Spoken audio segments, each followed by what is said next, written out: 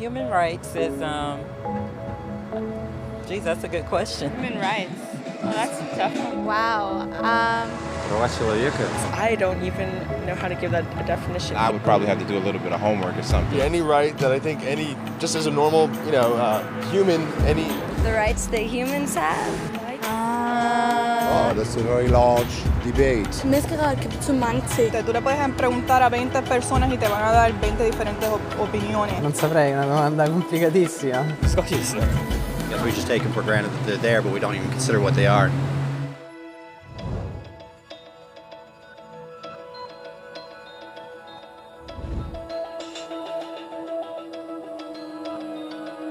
Los derechos humanos son los derechos que tienes simplemente por ser humano. Es la forma en que instintivamente esperas que se te trate y el trato que mereces como persona, como el derecho a vivir en libertad, hablar con franqueza y ser tratado con igualdad. Hay muchos tipos de derechos. La mayoría tienen que ver con cierto grupo. Pero los derechos humanos son los únicos que le corresponden absolutamente a todo el mundo en todas partes. Eso significa niños, gente mayor, pobres, jugadores de básquet, basureros, cantantes de rap, maestros, africanos, indios, albanos, cristianos, musulmanes, cabalistas, ateos, tu madre, tu padre, el vecino y tú. Todos tienen los mismos derechos humanos exactos. En otras palabras, son universales. Pero la cuestión sigue en pie. ¿Qué son? Name the human rights? What the human rights are? the right to live. Equality between all peoples. Right to religion, the right to... Is there supposed to be a list somewhere I should be aware of? De acuerdo con las Naciones Unidas, hay un total de 30 derechos humanos, que generalmente se agrupan y se llaman simplemente derechos humanos.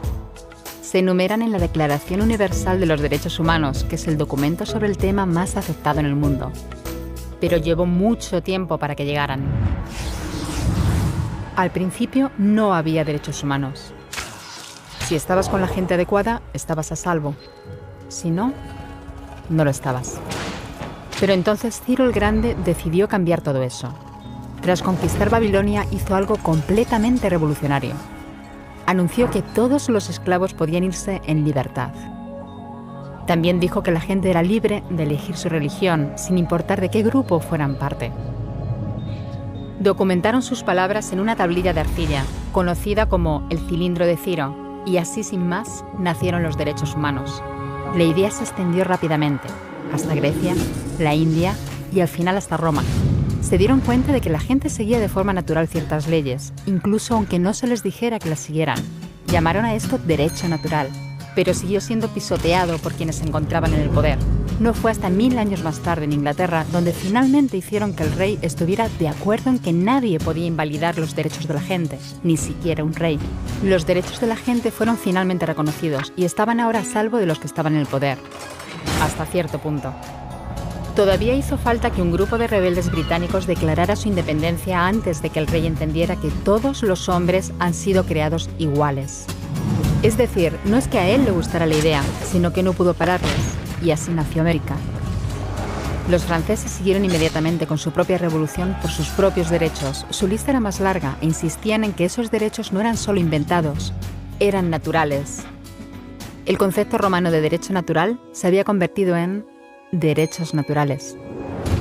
Por desgracia, no todo el mundo estaba tan entusiasmado. En Francia, un general llamado Napoleón decidió derrocar la nueva democracia francesa y se coronó a sí mismo emperador del mundo. Y casi tuvo éxito. Pero los países de Europa unieron fuerzas y lo derrotaron. Y los derechos humanos eran una vez más un tema candente. Se redactaron acuerdos internacionales garantizando ampliamente muchos derechos por toda Europa, pero solo a través de Europa. El resto del mundo de alguna forma todavía no cualificaba. En vez de eso fueron invadidos, conquistados y consumidos por los enormes imperios europeos. Pero entonces un joven abogado de la India decidió que ya había sido bastante. Se llamaba Mahatma Gandhi y frente a la violencia insistió en que toda la gente en la tierra tenía derechos. No solo en Europa. Al final, hasta los europeos empezaron a estar de acuerdo.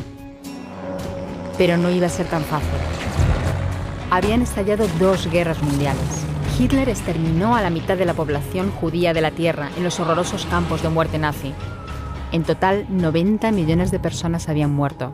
Nunca los derechos humanos habían estado tan horriblemente cerca de la extinción. y nunca había estado el mundo tan desesperado por un cambio. De forma que los países de la Tierra hicieron causa común y formaron las Naciones Unidas.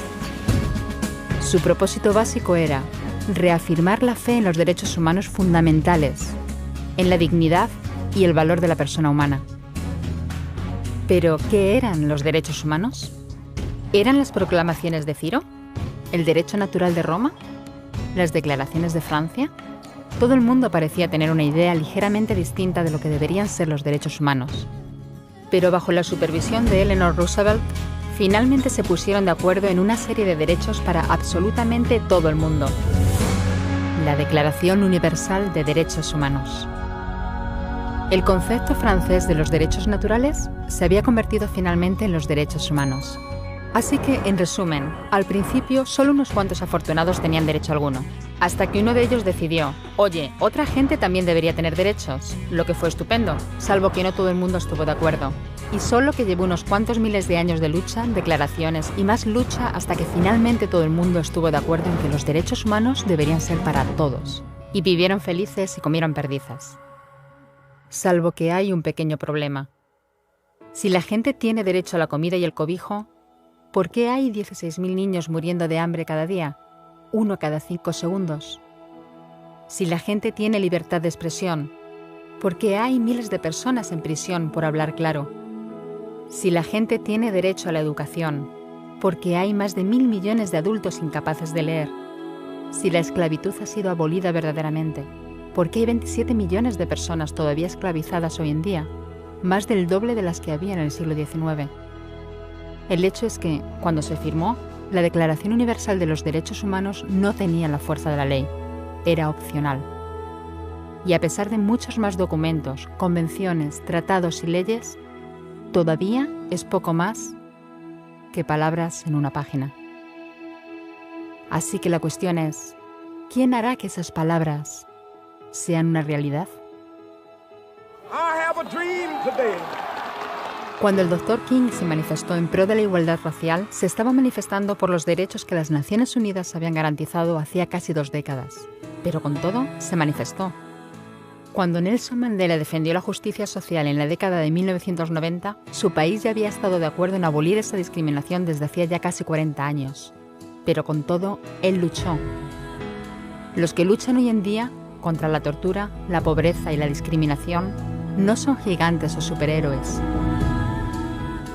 Son gente, niños, madres, padres, maestros, individuos librepensadores que se niegan a quedarse callados, quienes se dan cuenta de que los derechos humanos no son una lección de historia, no son palabras en una página, no son discursos, ni anuncios, ni campañas de relaciones públicas.